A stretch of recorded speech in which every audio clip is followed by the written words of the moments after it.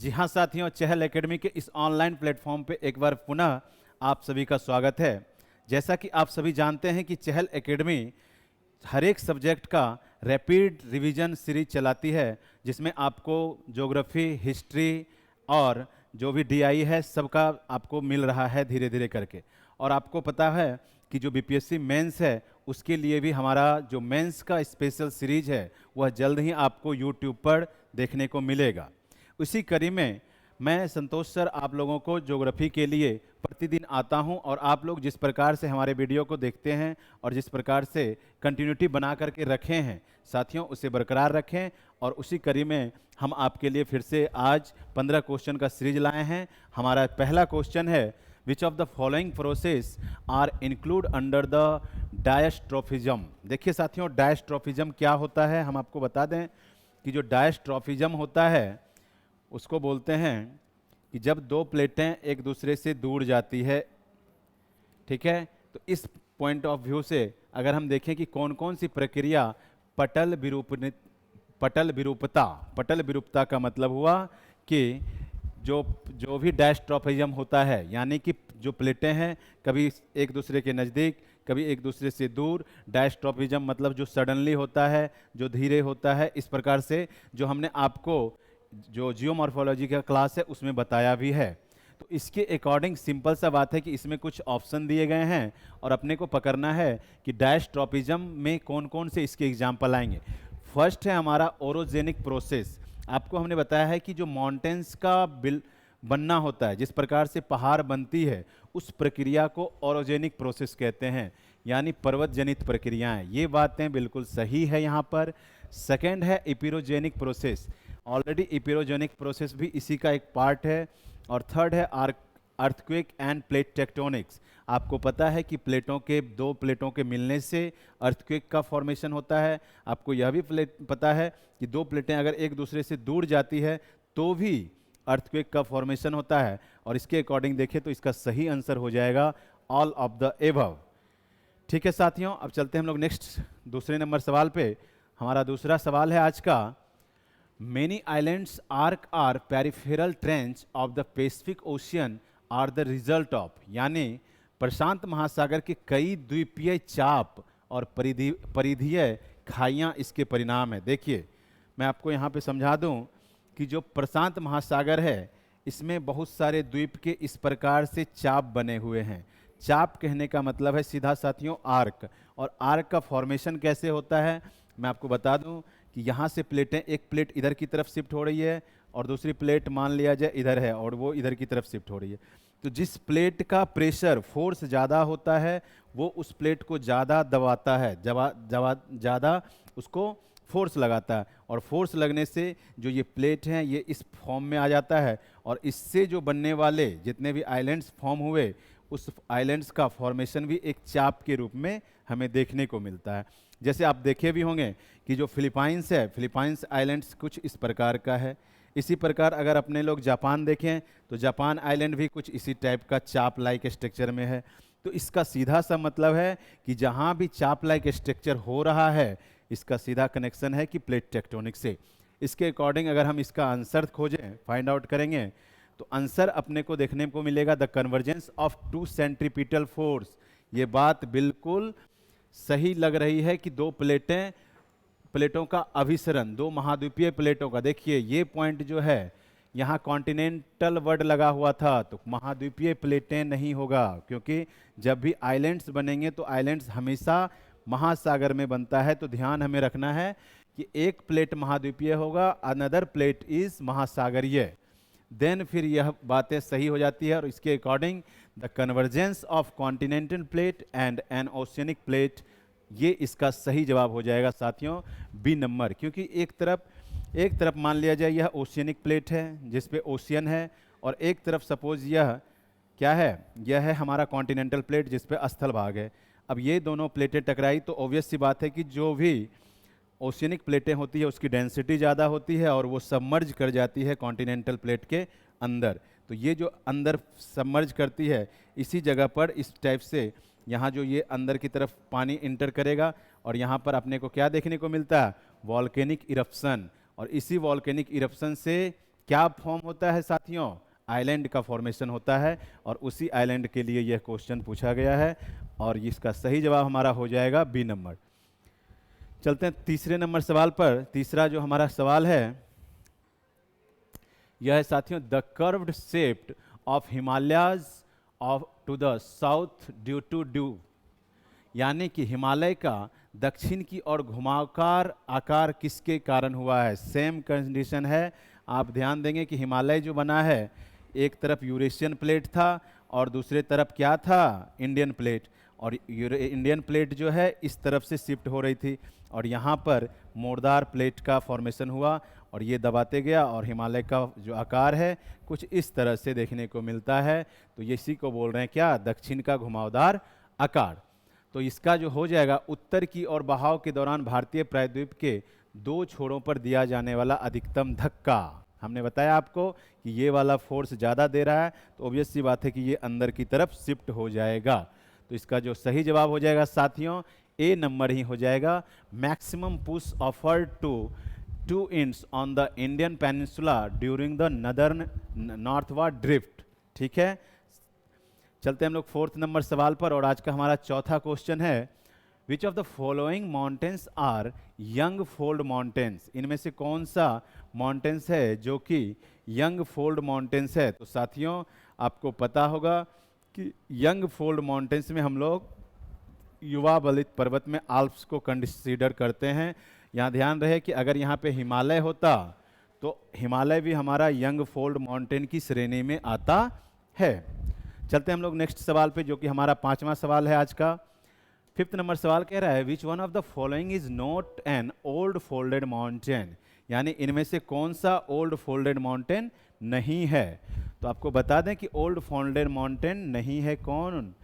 Andes. Andes का formation हमने आपको बताया है साथियों कि इधर जो है, इधर जो है अपना ये नॉर्थ अमेरिका हो गया, ठीक है, ये नॉर्थ अमेरिकन प्लेट है, और इधर जो है ये पूरा का पूरा पैसिफिक ओशियन प्लेट है। और जब ये पैसिफिक ओशियन प्लेट इधर की तरफ शिफ्ट हो रहा है, नॉर्थ अमेरिकन प्लेट इधर की तरफ शिफ्ट हो रहा है, और यहाँ से जो यहाँ पर फोल्डेशन से हुआ है, यहाँ पर जो फोल्ड बना है, इसी फोल्ड से फॉर्मेशन हुआ है रॉकीज माउंटेन का।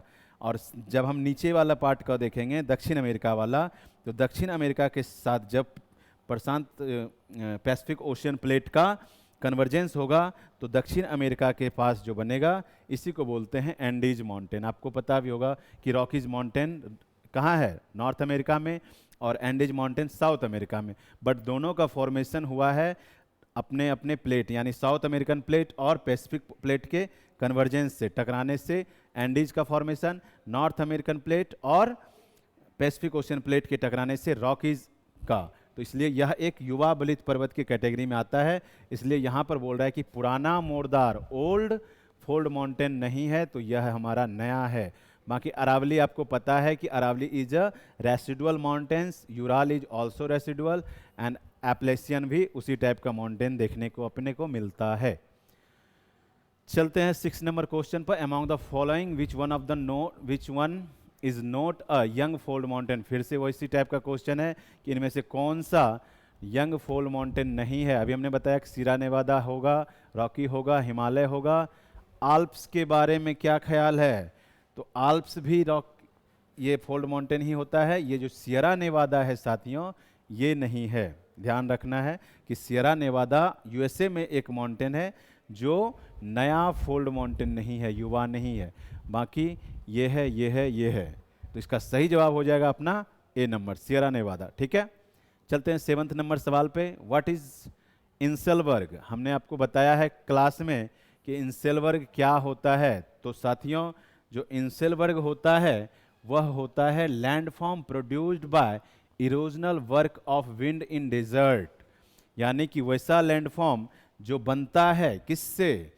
विंड के काटने से डेजर्ट एरिया में। डेजर्ट एरिया में जहाँ पर वर्षा कम होती है, जो मरुस्थलीय एरिया है, वहाँ पर जब एक तरफ से हवाएं चलती है तो कुछ इस टाइप से इस यहाँ से निकल करके जो है रेत उड़ करके दूसरे साइड में जा करके जमा हो जाती है। इसी में एक लैंडफॉर्म, इसी में एक आकार बनता है जिसका नाम हो जाता है इंसेलबर्ग। तो दिस क्वेश्चन, यह क्वेश्चन का जो है सही जवाब हो जाएगा हमारा ए नंबर। ठीक है, चलते हैं हम लोग नेक्स्ट क्वेश्चन पे, और हमारा आज का 8वां सवाल है, कह रहा है कि exfoliation is which of the following types of weathering. अपक्षय, इसको क्या बोलते हैं? अपक्षय निम्नलिखित में किस प्रकार का अपक्षय होता है? तो आपको पता है कि अपक्षय जो है फिजिकल भी हो सकता है, और आपका रासायनिक भी हो सकता है, जैविक भी हो सकता है, और अपना क्या नहीं हो सकता है? तो जैविक हो जाएगा। ऑक्सीकरण आप जान रहे हैं कि ऑक्सीडाइजेशन जो होता है वो अपक्षय का ही प्रोसेस है। केमिकल ये इसमें ही आ जाएगा, जैविक हो जाता है बायो के तहत। लेकिन फिजिकल अपक्षय जो है ये इसमें नहीं आएगा, क्योंकि ये जो है आपका अनदर टाइप्स ऑफ वेदरिंग में आ जाएगा। ठीक है, चलते हम लोग नेक्स्ट सवाल पे। नेक्स्ट हमारा जो है साथियों, ये है 9th नंबर क्वेश्चन। 9th कह रहा है till moraine and bouldered clay are depositional landform due to. अब देखिए ये सब के सब नाम हैं, टिल हो गया, हिमोड हो गया, बोल्डर क्ले हो गया, ये निक्षेपण भू आकृतियाँ हैं। क्योंकि निक्षेपण का मतलब सीधा हुआ जहाँ से उठा करके कहीं पर डिपॉजिट किया जा रहा है। ठीक है, ये ऐसा इसलिए है साथियों क्योंकि जो ग्लेशियल गतिविधियाँ हैं, हिमनद गतिविधियाँ हैं, ग्लेशियल एक्टिविटी के कारण इस प्रकार के लैंडफॉर्म अपने को देखने को मिलता है। 10वां नंबर सवाल हम आज का देख रहे हैं। द वर्ड कह रहा है बार्गेस्कुराइड, यानी बर्गश्रंड इज एसोसिएटेड विथ, यानी कि जो बर्गश्रंड है ये एक वर्ड है जो किससे जुड़ा हुआ है? तो अपने को ध्यान रखना है कि ये जो शब्द है जुड़ा हुआ है फिर से the work of glacier, glacier से ही यह शब्द जुड़ा हुआ अपने को देखने को मिलता है।